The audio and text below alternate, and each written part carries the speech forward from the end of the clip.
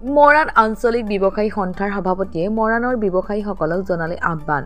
সমাগত আলফা স্বাধীনৰ ৰাইজিং ডেৰ প্ৰতি লক্ষ্য ৰাখি মৰাণ আৰক্ষীয়ে মৰাণ নগৰত কটকটীয়া নিৰাপত্তা ব্যস্তনি গ্ৰহাৰ লগতে দুচকীয়া আৰু চাৰিচকীয়া বাহনৰ জোৰদাৰ তালাচী অভিযান অব্যাহত ৰাখিছে।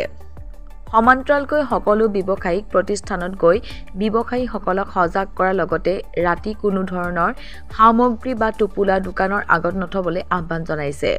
মৰাণ অঞ্চলত কোনো ধৰণৰ যাতে কুঠাৰাঘাত সংঘটিত কৰিব নোৱাৰে তাৰ বাবে মৰাণ পুলিচ আৰু ভিডিপিয়ে দিনে নিশাই অহৰহ চেষ্টা চলাই আছে।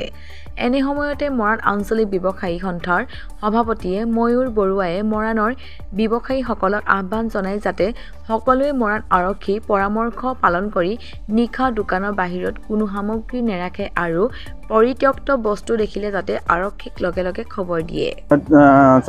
আমি ইতিমধ্যে পোৱা খবৰ অনুসৰি অহা 28 নৱেম্বৰ তাৰিখে সংযুক্ত মুক্তিবাহিনী অসমৰ ৰাইজিং ডে আহি আছে আৰু ইয়াৰ উপলক্ষে তেওঁলোকে আৰক্ষী প্ৰশাসনে মৰাণৰ ব্যৱসায়ীসকলক সতৰ্ক কৰি দিছে যাতে তেওঁলোকে কোনো ধৰণৰ সামগ্ৰী সা সামগ্ৰী নিশা ৰাস্তাৰ কিনাৰত বা তেওঁলোকৰ দোকানৰ বাহিৰত ৰাখিব নালাগে।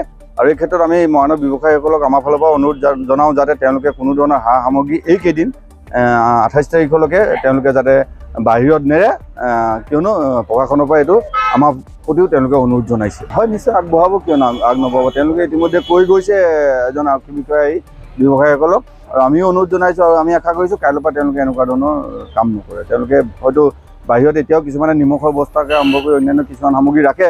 আমি আজি অনুৰোধ জনাইছোঁ যাতে কাইলৈৰ পৰা তেনেকুৱা ধৰণৰ সামগ্ৰীসমূহ ব্যৱসায়িক প্ৰতিষ্ঠানৰ বাহিৰত ৰাতি ৰাখি যাব নালাগে।